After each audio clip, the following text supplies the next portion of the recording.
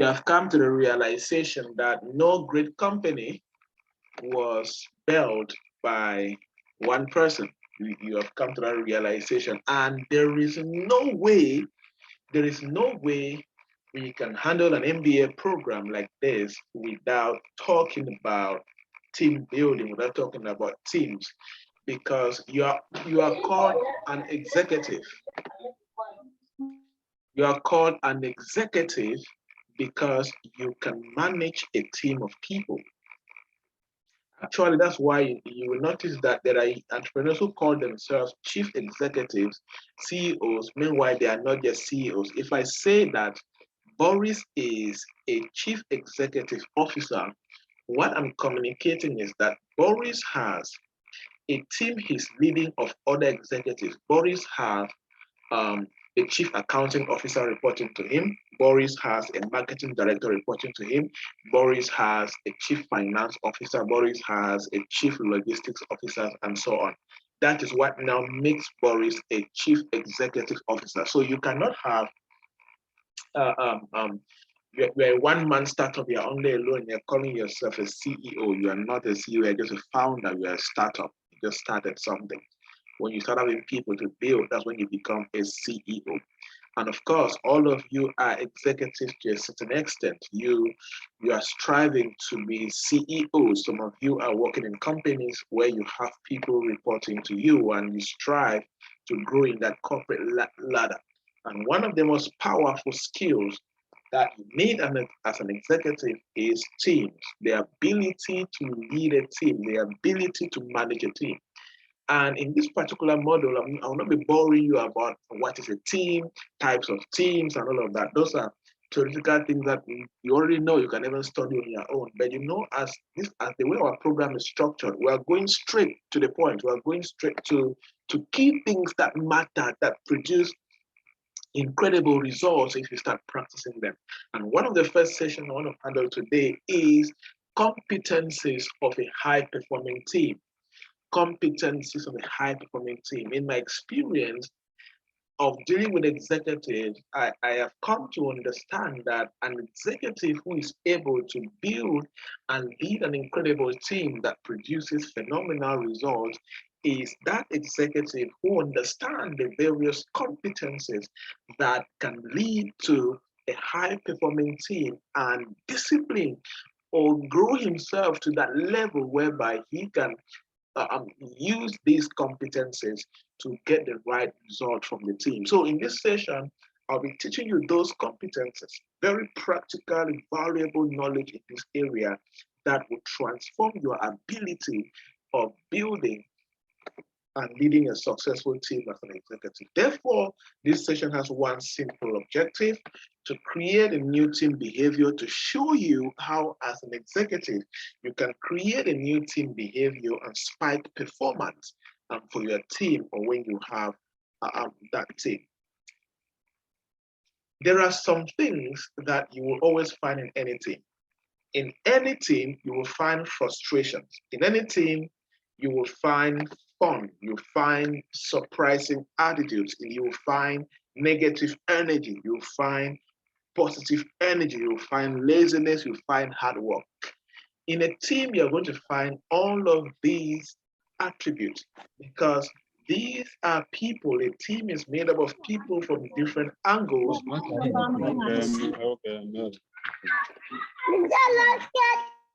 From different angles with different emotions and different backgrounds and different objectives and so on. And all of these people come with all of these things you see here. So if you wake up one morning and you see that somebody in your team is lazing around, another person is working hard, that is part of the team.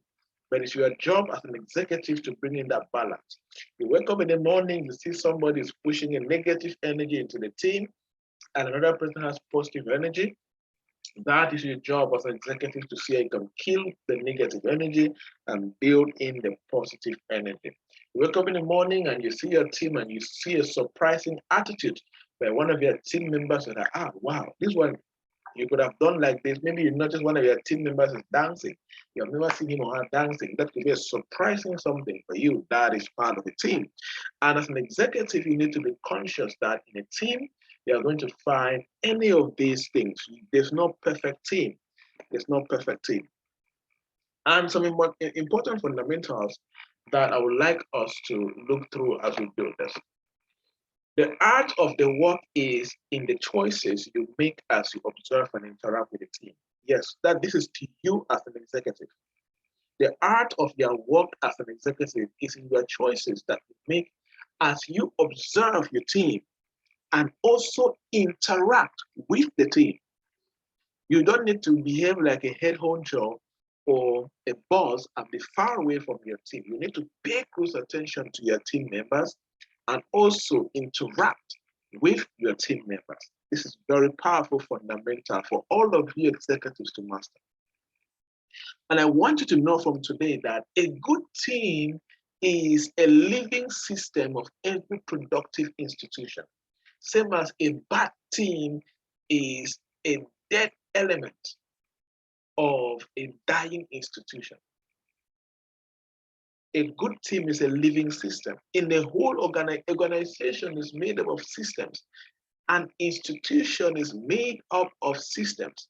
And the only living system in that institution or organization is the team. And you must be conscious that whatever happens in the institution totally depends on the living system of the institution. And that is why, as an executive, you need to be very intentional in how you lead the living system that makes up a productive organization or institution for you. Now, your first assignment is coming already for this course. I would like you, as per your personal knowledge, as per your personal opinion as an executive, I would like you to list and explain why. List 5 behavior traits you would love to see in your living team daily, and why you choose these behaviors. Please take note of this exercise, of this assignment. You need to submit normally as you do in PowerPoint or Word document. List 5 behavior traits you would love to see in your living system daily as an executive. For example, you can say that I would love to see proactivity. You now explain, I would love to see that people in my team are proactive, they take initiative, they don't wait for instructions, they are always up and going. You explain why you choose that trait. 5 of those behaviors that you would love to see. Part of your assignment, note that down. Somebody from the executive council, please note that down so you share in the class after this.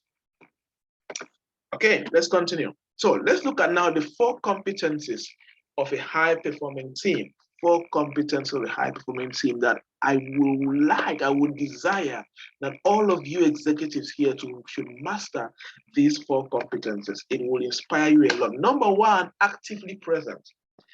Competence number 1 is actively present. This is one major competence of a high-performing team, where all the team members are actively present in the team.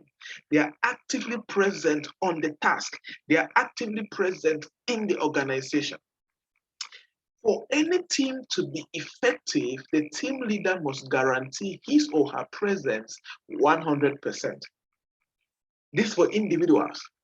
All team, for anybody, the team leader, you, the executive who leading the team, you must guarantee your presence 100%. And then all your team members must be present 100%.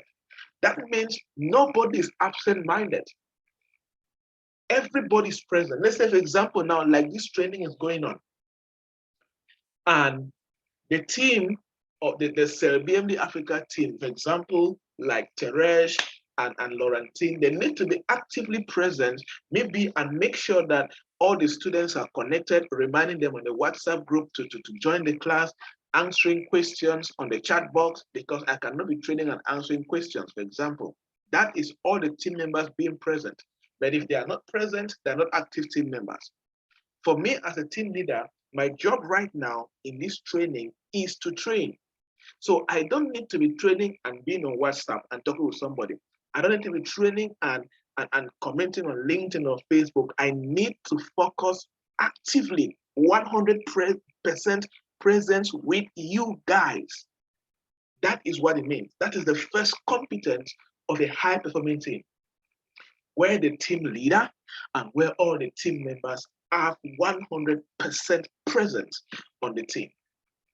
Therefore, being present is more than just showing up.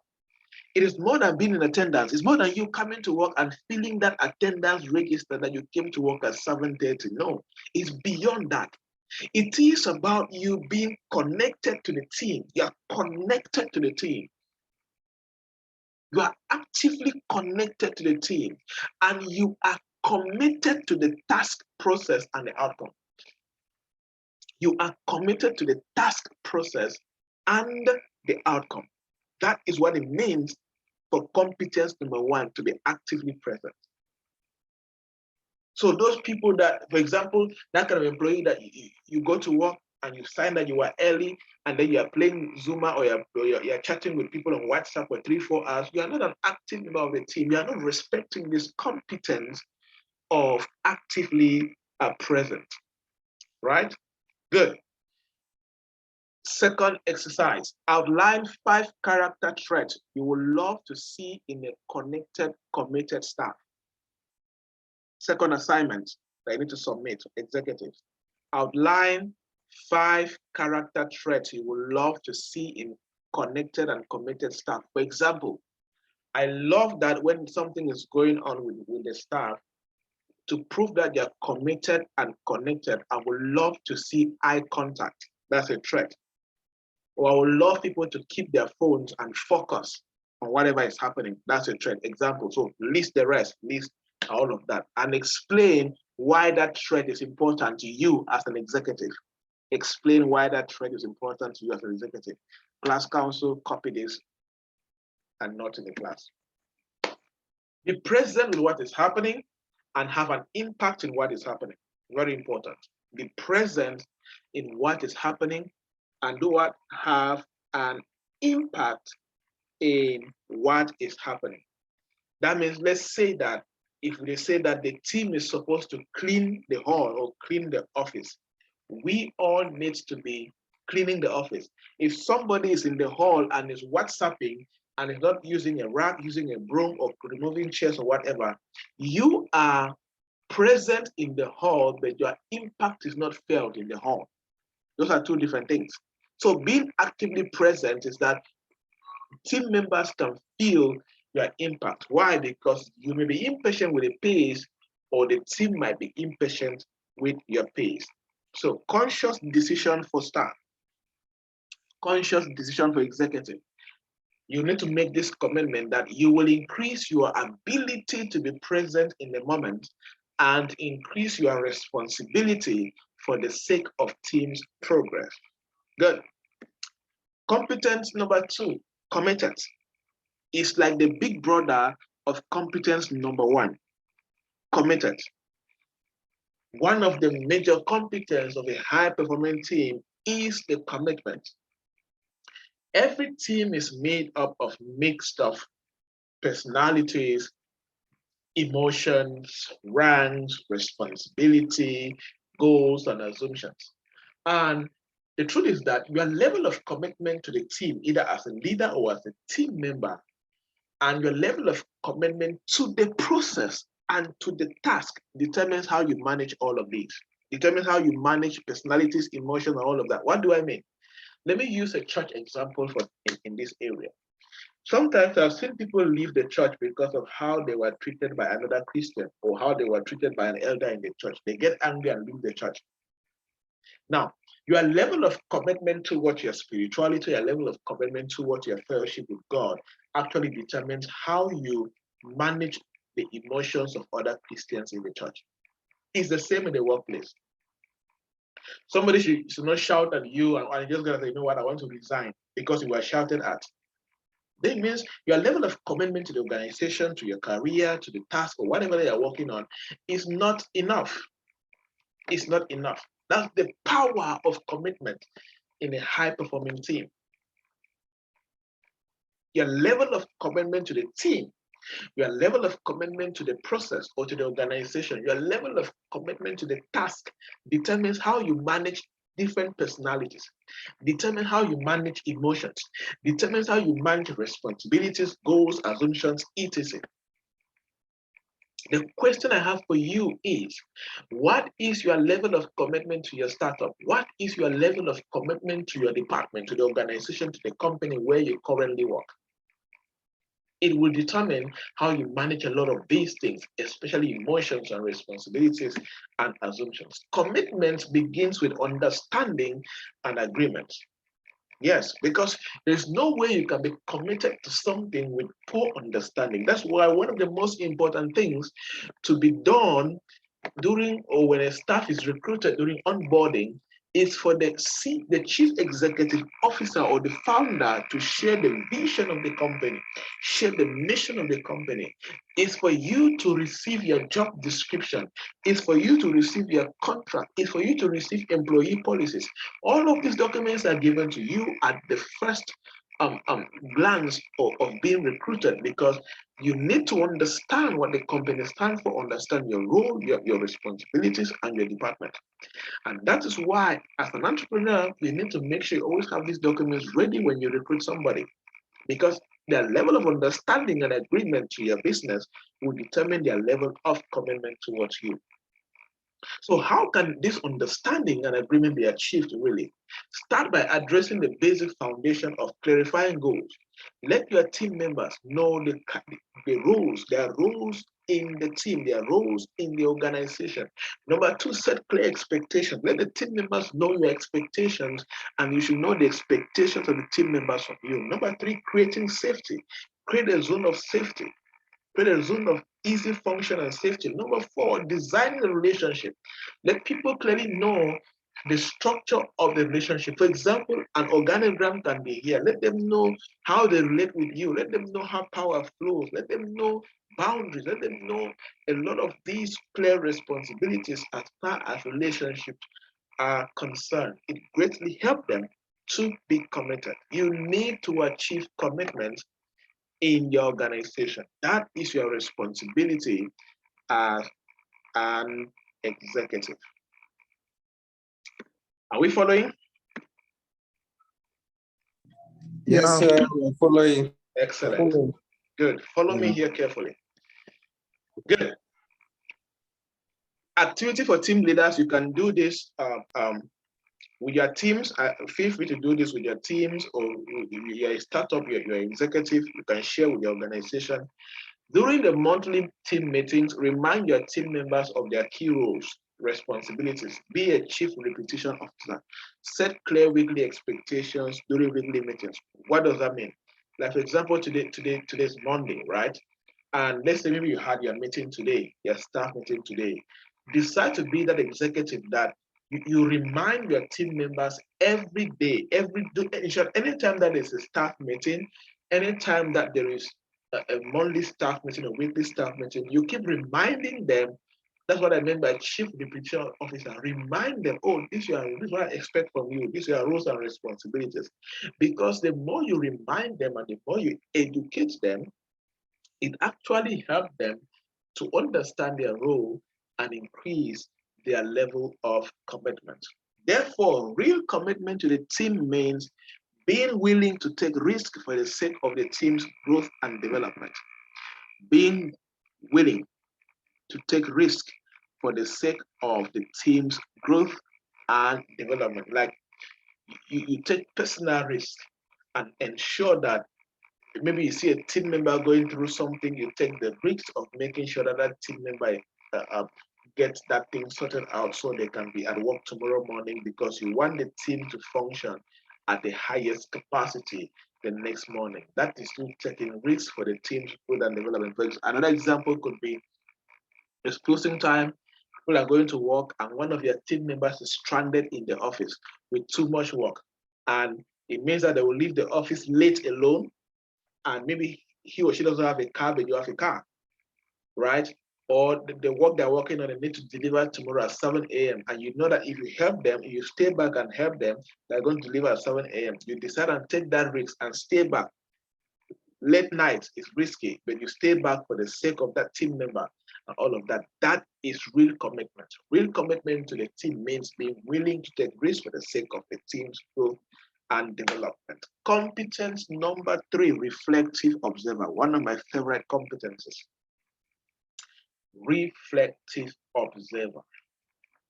Reflective observer. Every executive should be a powerful, incredible, reflective observer. If you're not an executive yet, you're a team member, it is your responsibility to be a reflective observer. Good team members should be observers on a mission. What does that mean? Just being an observer is not good enough. You need to do something with what you see and hear. Let's say, for example, let me give an example. There is something that Honorine did whereby she noticed that maybe we were forgetting our schedules for guest speaker series or something. And she decided, that's an observation. A normal observer will observe and do nothing, for example. But a reflective observer in the team will observe and do something. Look at the second sentence. Look at that sentence. You need to do something with what you see and you hear. So what did she do? She decided to recommend that we should be using Google Calendar. And she shared, I think, a video and shared instructions on how you can use Google Calendar and schedule your classes.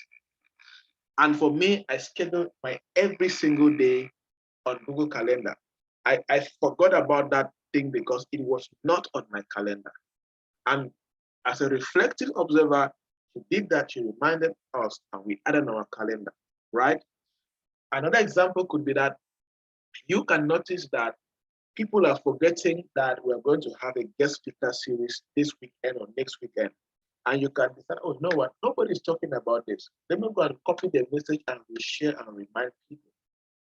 You observe and you do something with what you see or you hear. That is the meaning of reflective observer.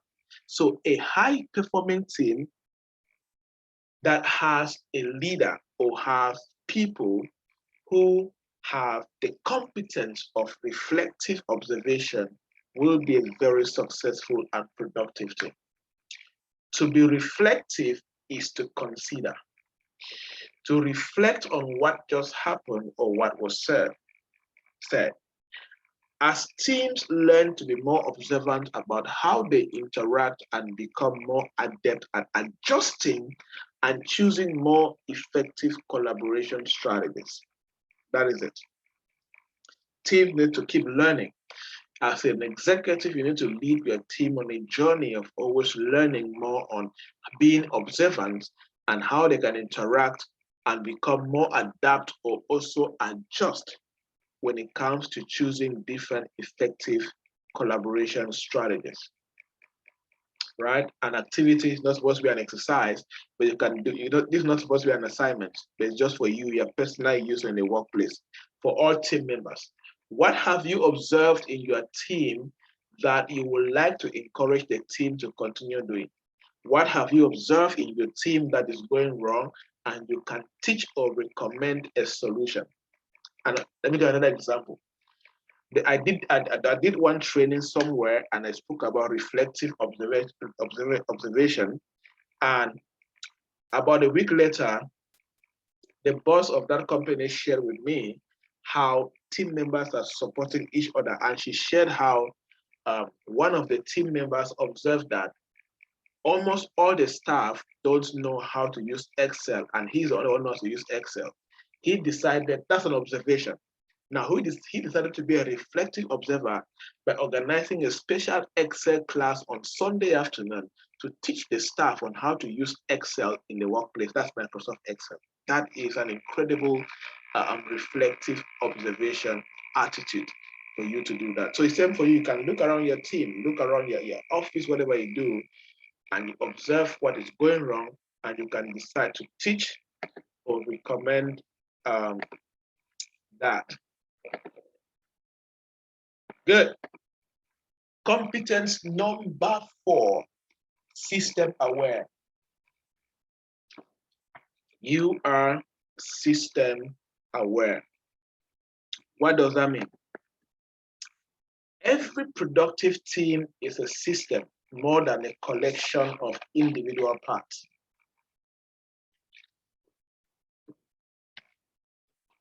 A collective team of individuals, a collective team of various team members that is structured together is a powerful system that is more than just individuals who come together. Team members learn how to be successful in the culture of the team by observing how things are done around here. That's what a system means. So it means that a high-performing team is used to systems in place. The system says that when somebody is late to work, this is what we do. The policy says that when a staff achieves this result, a staff is promoted or they receive this bonus. What am I trying to say? Team members are aware of the various systems of doing things or the various policies that bind the working environment. A high-performing team has an identity and a personality. And this identity and personality is promoted by a team, but by a system or policies. How do we do things here as a team? For example, we pray every morning as a team. That could be a system you guys have established. For example, we check on each other. If by 8:30 nobody is at the office, we call each other to be sure that everything is fine with family and with them, so that we should not assume that they're coming late or stuck in traffic, right? I'm just giving examples of various systems and policies in place. But a high-performing team makes sure that all the team members are system aware or policy aware of all of these things in place. A high-performing team holds certain beliefs and expresses certain values. A high-performing team holds certain beliefs and expresses certain values. It could be that, okay, know what, in our team, we have the values of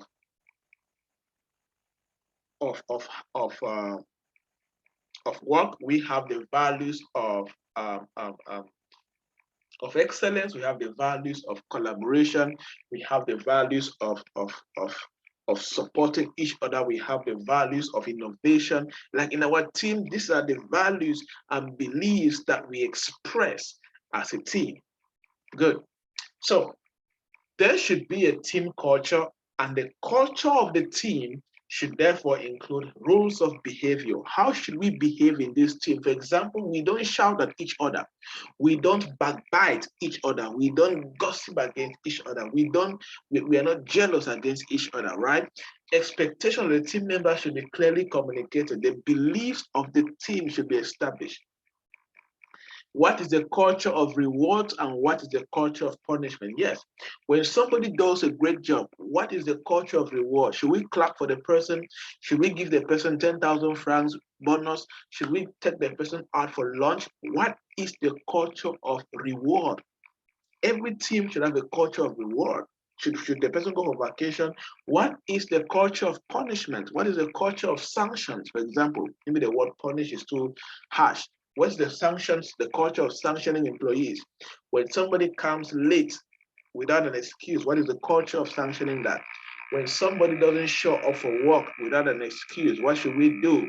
When somebody underperforms and is not learning as expected, what should we do on all of that? The level of outcomes, how do we track outcomes? What are the processes to track outcomes, right? Good. So 2 important facts as we conclude this session. The team leader must have the ability to see the system and interact with the team on that level of systems. Don't be that kind of a team leader that systems are in place, policies are in place, and you disrespect the system and the policy, you will not push the team to perform in a high level. If the system, the policy says that everybody should be in the office at least 10 minutes before work starts, 10 minutes before employees start coming, you, the team leader, you, the executive, you must have the ability to see that system, see that policy, and interact with your team on that policy. Number two, the team members must have the ability themselves to see the system and interact with the team on that level. All the team members need to respect the system, respect the policy, and interact with all the team members and the team leaders on that level. Do you have an up-to-date system and activity? That is a standard operating procedure. I'm sure in one of our guest speakers will be coming this week or next week to lead a training on how to develop a standard operating procedure document. It will be a very exciting session. You guys will learn a lot. Every executive should know how to develop this document. And that's why we did our best to bring in this person. If no, outline all core activities that make up the operations of your office and develop systems for each activity and create a system folder. So after the class, after the guest speaker series on standard operating procedure, all executives will develop a standard operating procedure document for their startup or their current office. Examples of systems that every standard institution must have.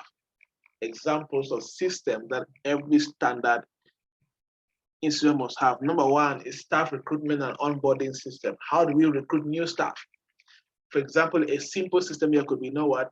We make a public call whereby we publish the job on social media, on job boards, on newspapers, on the radio. Number two, we collect CVs. System number three, we analyze this, we appraise the CVs and select the ones that fit our criteria. Number four, call for interviews. Number five, inform selected candidates. Number six, call them for onboarding training. Number seven, give them offer letters. That's the system that I'm just calling like that, right? Number two, staff reward and discipline system, project planning system, project execution system, events planning and organization system, purchasing system, filing and administration system, client onboarding system, like students, leavers, like for churches, consultants, and all of that. You have a system where you onboard new clients. Therefore, the dynamics that affect the team's performance operate on a system level. The dynamics, the changes that affect the team performance operate a lot highly on a system level. Why structured systems are important in a business? Why should you, as an executive from today, as a startup executive, as a corporate executive, why should you from today start ensuring that you have a structured system in your office? Number one, it ensures consistent quality. There's always consistent delivery of quality. Number two, it eliminates bottlenecks to enhance efficiency. Let me give an example, like in my office. I think I gave an example one time. In my office, the manager has the right to incur an expense of between 1 franc and about 200,000 francs or so. She has that right to do that. So that's a system in place.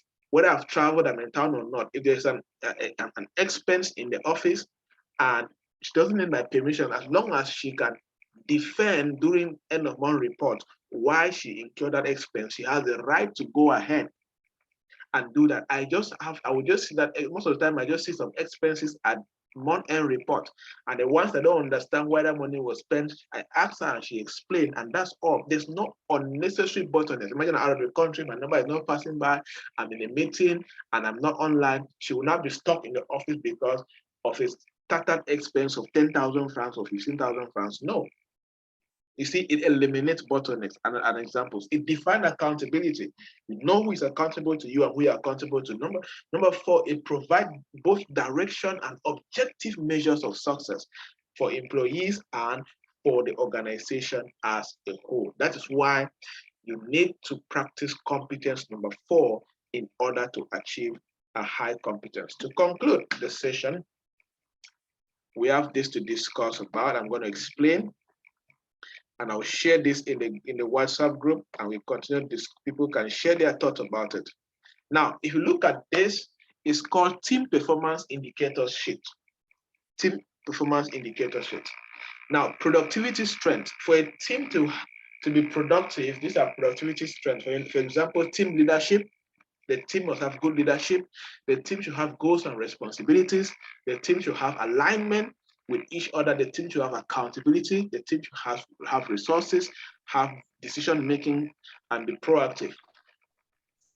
Positive strength of the team, respect for each other, constructive interaction between team members, trust, values of diversity. For example, if you are a Pentecostal or a Catholic or a Presbyterian, we value our diversity. If you are from Banso, you are from Womb, you are from Bafud, you are from Douala, you are from Bakwere, we value that diversity. Number 5, communication. Number 6, optimism. Number 7, camaraderie. Now, look at that.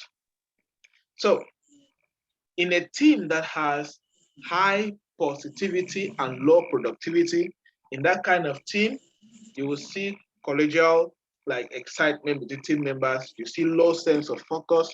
You see low sense of urgency. You see incompetence. You see low result, and they are connected. That's the kind of team that they are very happy. They're always happy with low result. In short, they go for outings. They go for lunch. They go and take one man. They go on vacation, but no result. They're always just slaying with no result, right? Good. Then we look at the team that has low positivity with low productivity. That means all the strengths mentioned above, they are low on all the strengths. That means in that kind of a team, you are going to find criticisms, blame, resistance, overwhelm, fear of failure, tough protection, firefighting. That's all the negativity. Low positivity, low productivity. On the team that has low positivity but high productivity, that is, the emotions in the workplace is very low, but it's all about transactional, all about result. So in that kind of a team, there's efficiency, there's bottom line, like it's all about results. There's high turnover because people are always being shouted at, they're not respected, the workplace is not fun because the boss or the executive is all about work. Guarded, they are driven, they have clear objectives, there's competitiveness because everybody's trying to please the boss or become a better employee. But there's high burnout, it's not inspiring. People always, at the end, they resign for that kind of workplace because it's not friendly. A perfect team has high productivity strength and high positivity strength. In that kind of a workplace, there's success, there's flow of work, employees are challenged to be better, they are inspiring, there's open communication, employees are proactive, employees communicate, there's fun, they enjoy their life, they're efficient, they love to be around each other, they support the boss, they support the mission. That's what happens here. There's high respect, there's high interaction, there's high trust, there's high values, there's high communication, there's high optimism, there's high camaraderie, there's high proactiveness, there's high decision-making, resources, accountability, alignment, goals, and strategies, there's good team leadership. So in your workplace, you as a startup executive, which kind of team do you have around you? Where you currently work, where do you think your team falls? Let's talk, people, share your experiences, and then we end the class for today. Very short class, but very heavy. Before you even, brought up this last discussed topic, I was preparing a question for you, Mr. Joybert. Okay. And it's exactly about the high positivity, low, a high productivity, low positivity range. Falls in. Okay, what happens is I've been a team member on several teams at the job site. Yes.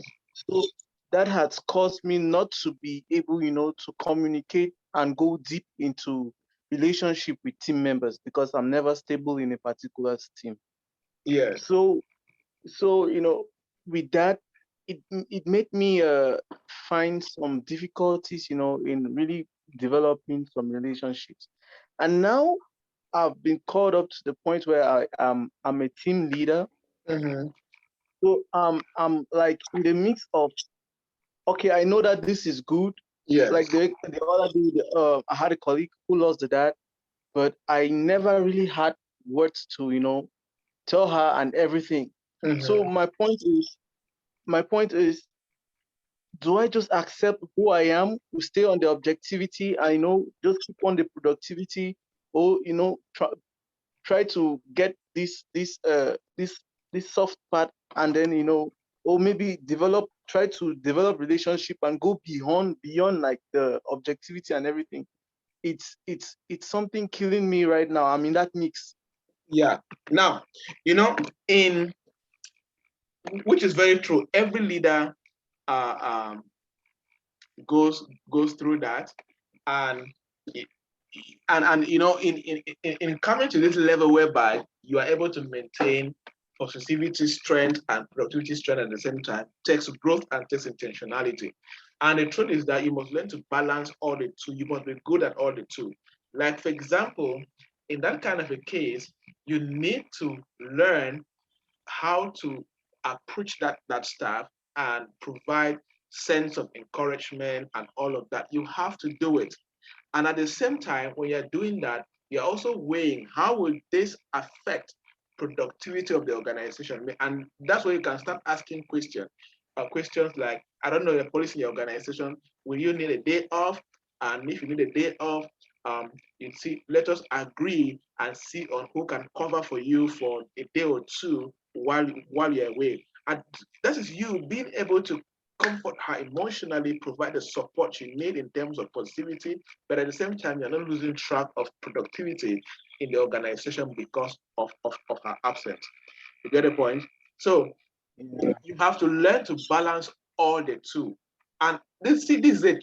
As long as you're a team leader, you need to pay attention in what you do to maintain the emotions. If you look at that carefully, look at the points under positivity, strength. All of those things are relating to human interactions. If you look at the points under productivity, all of those are relating to transactional, like results. So you need to make sure that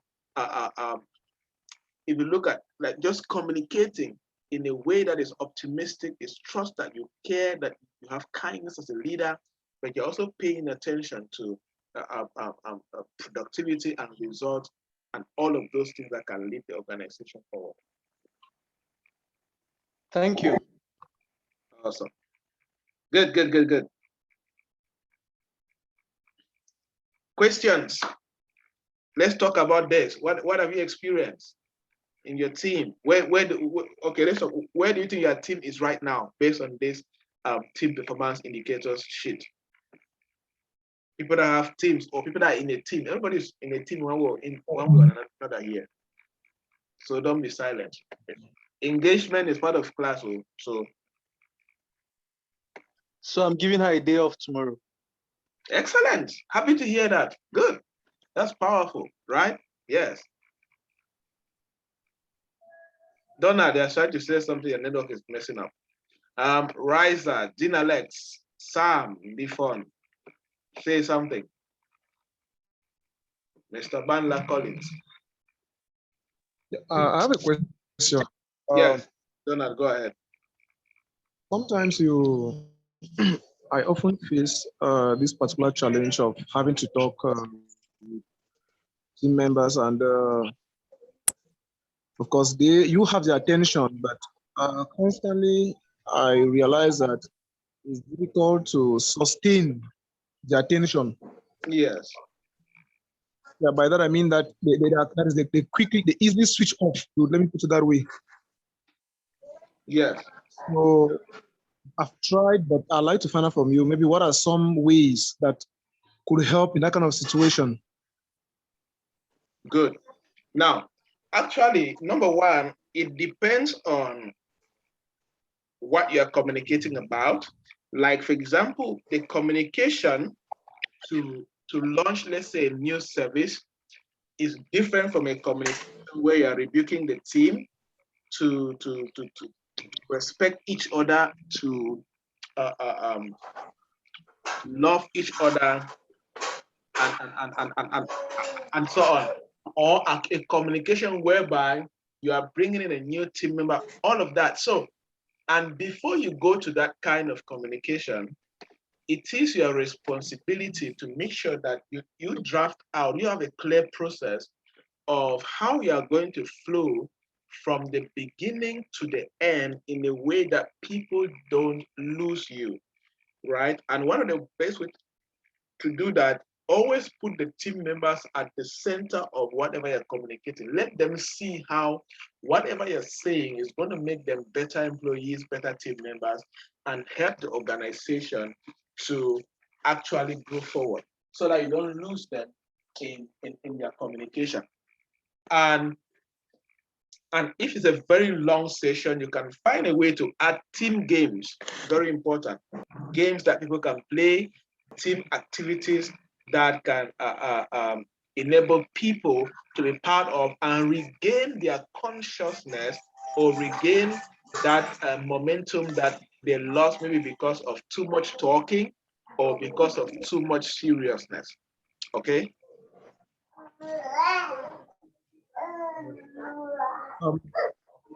The challenge because it appears maybe just on particular, that is like it's a constant, is a I'm not getting you. Who is talking? I'm saying someone trying to talk. Donald, are you saying something? Yes. Yes, what are you saying? My worry is that I have noticed that it is a regular, set of people or Yes. particular people. So after varying, like some of these you've mentioned, I noticed that the same people. So I think I've tried to find out if maybe they have a common activity that maybe at the time of the meeting, maybe it wears them down, or maybe prior to the meeting. Good. If there are some particular people, right? Have you had one-on-one meetings with them? There's something in team management called one-on-one, whereby you can get some people and talk to them one-on-one and just understand what is going. Because sometimes they'll be silent because of some things that you have no idea about. And during a one-on-one session where you guarantee confidentiality and you guarantee that the purpose of this one-on-one is to see how you can lead the team better and their perspective or their whatever they share will help you lead the team better. It will be very important. And another way is, like in most of my meetings that I have with my team, I force action. I give an exercise and I say everybody will talk. So whether you like it or not, you have to talk, because it's not good to lead a staff meeting and everybody is silent. Or some people are always silent. So it means as if they don't care or they are not agile, they are not engaged, and it's not good for anything.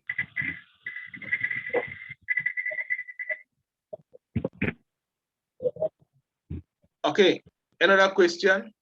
Okay, Dinalek says, right now that his team falls under high productivity and low positivity. So now you know what to do, right? So maybe something it could be missing. There's no respect between the team members or respect from